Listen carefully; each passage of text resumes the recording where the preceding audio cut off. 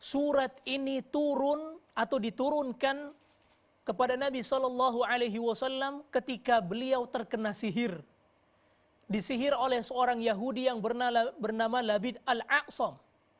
Ya, maka kemudian Allah Subhanahu Wa Taala menurunkan surat ini, surah Al-Falaq, begitu juga surah An-Nas. Ya, kemudian dikatakan sebagai Al-Mu'awwidzatain, yaitu dua surat perlindungan, surah Al-Falaq dan surah An-Nas.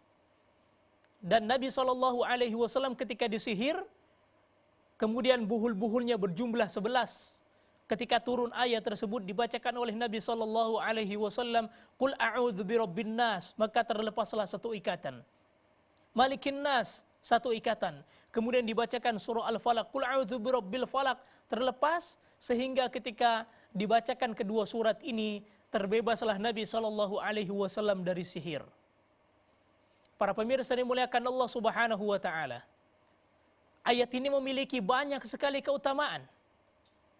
Dalam sebuah riwayat disebutkan bahwa Nabi Shallallahu Alaihi Wasallam senantiasa meminta perlindungan kepada Allah Subhanahu Wa Taala dari jin dan dari ain.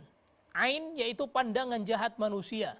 Tetapi ketika surat ini diturunkan, Rasulullah Shallallahu Alaihi Wasallam membaca kedua surat ini dan meninggalkan yang lainnya.